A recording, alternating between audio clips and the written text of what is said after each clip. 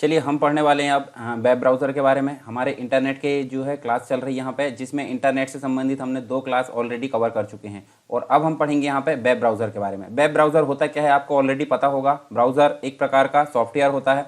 अब सॉफ्टवेयर आपको पता है 3 प्रकार के होते हैं। सॉफ्टवेयर कितने प्रकार के होते हैं? 3 प्रकार के।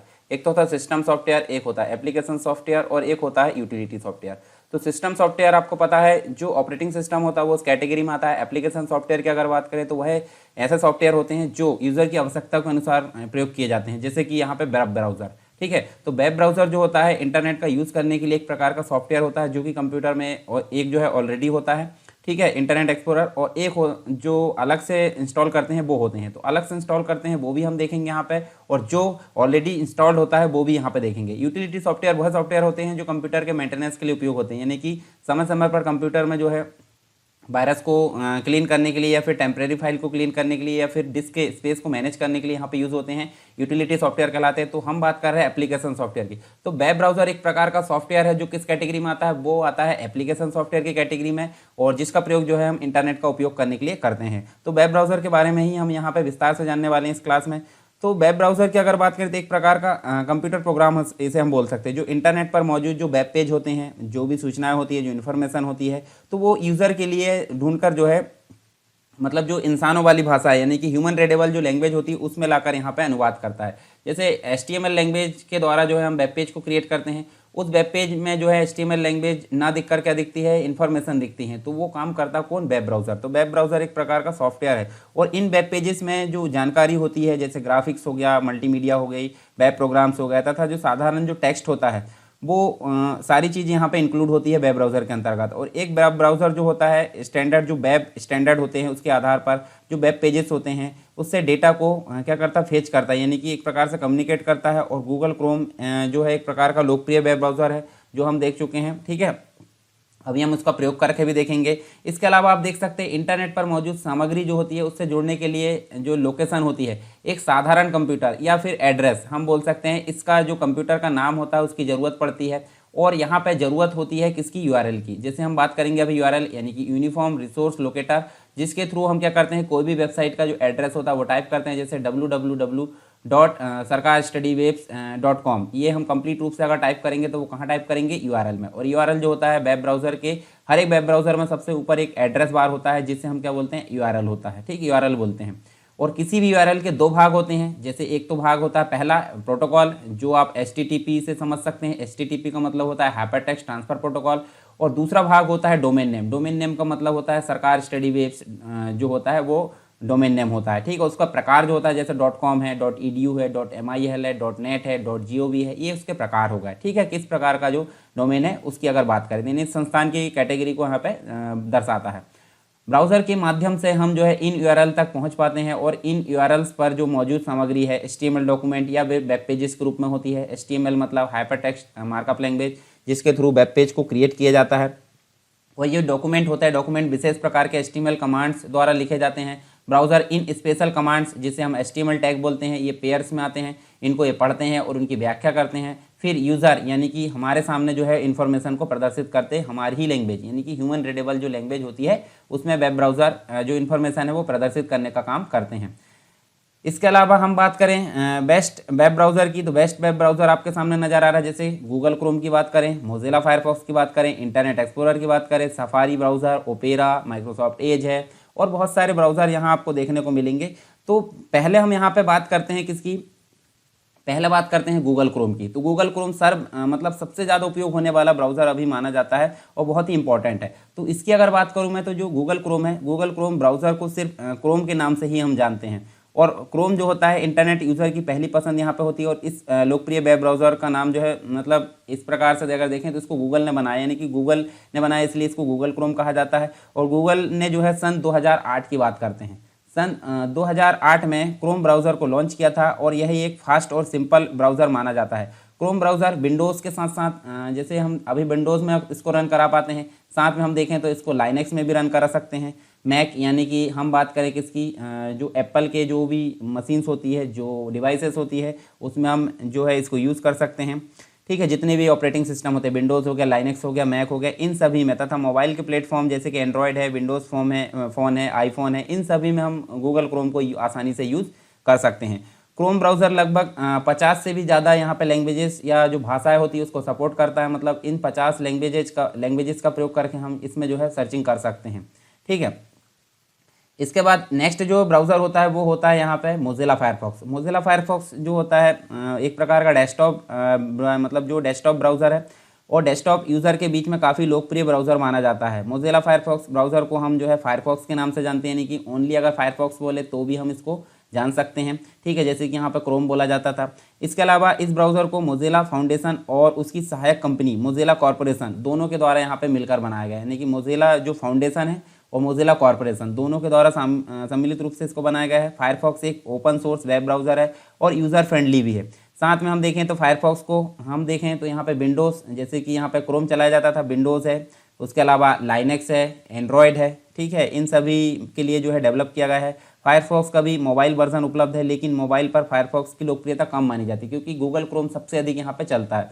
और कुछ पर्टिकुलर जो ब्राउज़र होते हैं जो पर्टिकुलर मोबाइल कंपनी के द्वारा बनाए जाते हैं वो भी यहाँ पे यूज़ होते हैं, परंतु गूगल क्रोम सबसे अधिक उपयोग होने वाला ब्राउज़र यहाँ पे माना जाता है दोनों ही प्लेटफॉर्म में। यानी कि कंप्यूटर वाले प्लेटफॉर्म में अगर बात करें तो ठीक है, और जो मोबाइल वाले प्लेटफॉर्म में भी गूगल क्रोम का उपयोग ज़्यादातर होता है। बात करते हैं इंटरनेट एक्सप्लोरर की, तो इंटरनेट एक्सप्लोरर ज़्यादातर सरकारी जो वेबसाइट होती है उसको यूज़ करने के लिए काम आता है। माइक्रोसॉफ्ट के द्वारा इसको बनाया गया है। ठीक है, माइक्रोसॉफ्ट कॉर्पोरेशन के द्वारा इसको बनाया गया। कोई भी ऑपरेटिंग सिस्टम हम डालते हैं विंडोज़ का तो उसके साथ में आपको इंटरनेट एक्सप्लोरर का कोई भी वर्जन यहाँ पर इंस्टॉल्ड मिलता है। ठीक है, ऑटोमेटिक बाय डिफ़ॉल्ट। हम उसको अपग्रेड भी कर सकते हैं। ठीक है, पुराना वर्जन अगर जो है चल नहीं रहा तो डिफ़ॉल्ट ब्राउज़र इसको बोला जाता है और इसे हम IE से भी दर्शाते हैं। IE यानी कि इंटरनेट एक्सप्लोरर से इसको दर्शाते हैं। IE ब्राउज़र को एक सिक्योर और फास्ट ब्राउज़र माना जाता है। इसे विंडोज़ यूज़र के लिए जो है 1995 सन 1995 में लॉन्च किया गया था और यह शुरुआती वेब ब्राउज़र के रूप में माना जाता है। इंटरनेट एक्सप्लोरर की अगर बात करें तो इसका जो एडवांस वर्जन है माइक्रोसॉफ्ट एज है। माइक्रोसॉफ्ट एज जैसे कि मैंने बताया अभी जो है माइक्रोसॉफ्ट एज जो मैं अभी यूज़ करके बताऊंगा तो ये भी काफ़ी इंपॉर्टेंट है। इसका एडवांस वर्जन है यूज़र के लिए। अब माइक्रोसॉफ्ट के 2 ब्राउज़र उपलब्ध है, जैसे कि माइक्रोसॉफ्ट एज भी आपको मिलता है विंडोज़ 10 के साथ में और इंटरनेट एक्सप्लोरर भी आपको मिलता है विंडोज़ 10 के साथ में। तो ये हो गया हमारा कौन सा इंटरनेट एक्सप्लोरर। उसके बाद हम बात करते हैं सफारी ब्राउज़र की। सफारी ब्राउज़र नाम से स्पष्ट है, ये मैक के साथ में यानी कि आईफोन हो गया, एप्पल के जो भी प्रोडक्ट है उसके साथ में यूज़ होने वाला वेब ब्राउज़र माना जाता है। यानी कि इसको आईफोन में हम चला सकते हैं, एप्पल कंपनी के द्वारा इसको बनाया गया है। और यह ब्राउज़र मैक OS यानी कि जो मैक होते हैं यानी कि एप्पल वाले जो डिवाइस में चलते हैं मैक OS और विंडोज़ OS दोनों के लिए यहाँ पर उपलब्ध है सफारी ब्राउज़र। इसकी लोकप्रियता ज़्यादा नहीं है लेकिन मैक यूज़र के बीच में यह काफ़ी लोकप्रिय माना जाता है। यानी कि जैसे आईपैड की बात करें या फिर एप्पल जो आईफोन होते हैं उसकी अगर बात करें तो इसमें ज़्यादातर लोकप्रिय माना जाता है सफारी ब्राउज़र। फिर फाइनली हम एक और देखते हैं ओपेरा ब्राउज़र। ओपेरा ब्राउज़र की अगर बात करें तो काफ़ी पुराना ब्राउज़र माना जाता है, काफ़ी हल्का है। मोबाइल फ़ोन में पहले ज़्यादातर इसका यूज़ किया जाता था। इस ब्राउज़र को ओपेरा सॉफ्टवेयर द्वारा बनाया गया है और 1995 सन 1995 में लॉन्च किया गया था। ओपेरा ब्राउज़र लगभग 40 से अधिक भाषाओं को यहाँ पर सपोर्ट करता है या इसमें उपलब्ध है भाषाएँ। यह ब्राउज़र को जो है विंडोज़ के साथ साथ लाइनेक्स, मैक जो है और विंडोज़ मतलब ये तीनों के लिए डेवलप किया गया है। ओपेरा मोबाइल यूज़र के लिए भी उपलब्ध है, लेकिन मोबाइल यूज़र के बीच इसका जो मिनी वर्जन यानी कि ओपेरा मिनी ब्राउज़र के नाम से यहाँ ज़्यादातर लोकप्रिय माना जाता है। तो आई होप ये सारे ब्राउज़र आपको समझ में आए होंगे। ब्राउज़र होता क्या है वो हम समझ चुके हैं। अब हम थोड़ा सा इसका प्रयोग करके देख लेते हैं।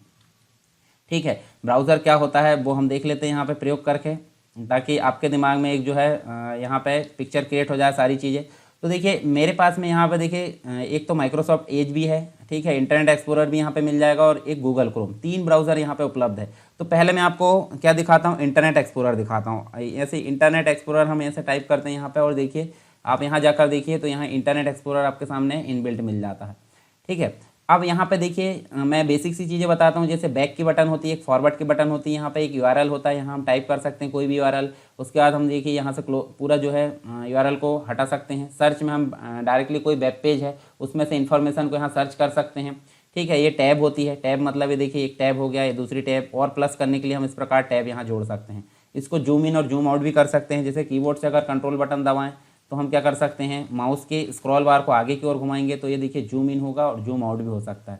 साथ में हम इसकी कुछ सेटिंग्स भी यहाँ कर सकते हैं। जैसे अगर बात करूँ मैं वर्जन देखना है इंटरनेट एक्सप्लोरर का, तो यहाँ देखिए अबाउट इंटरनेट एक्सप्लोरर ऐसे करके देख सकते हैं। तो देखिए विंडोज़ 10 है और माइक्रोसॉफ्ट विंडोज़ का देखिए जो है आपको वर्जन यहाँ पे नज़र आ रहा है। ठीक है, जो एक प्रकार से इंटरनेट एक्सप्लोरर का जो वर्जन है कंप्लीट रूप से यहाँ डिटेल में आप देख सकते हैं। ठीक है, तो इसको आप ओके कर दीजिए।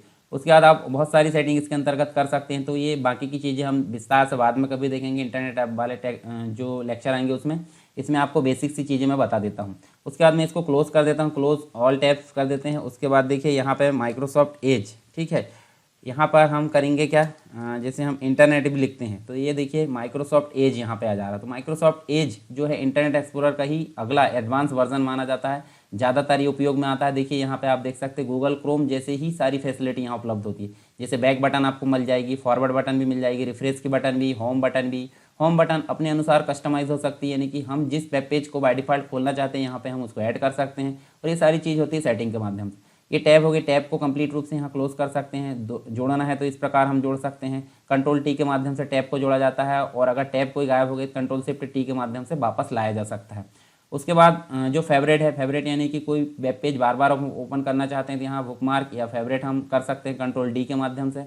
उसके बाद यहाँ से हम इसको भी जो है विभिन्न प्रकार के सेटिंग इसके अंतर्गत कर सकते हैं। जैसे देखिए हेल्प हो गया, ठीक है, अबाउट देख सकते हैं माइक्रोसॉफ्ट एज का कौन सा वर्जन आपको नज़र आ रहा है। जैसे वर्जन नंबर 88 आपको नज़र आ रहा है। अगर अपडेट की बात करें तो अपडेट भी यहाँ पे जो है, अगर उसको लगता है कि अपडेट करना है तो यहाँ देखिए सर्च कर रहा है, अपडेट हो जाएगा।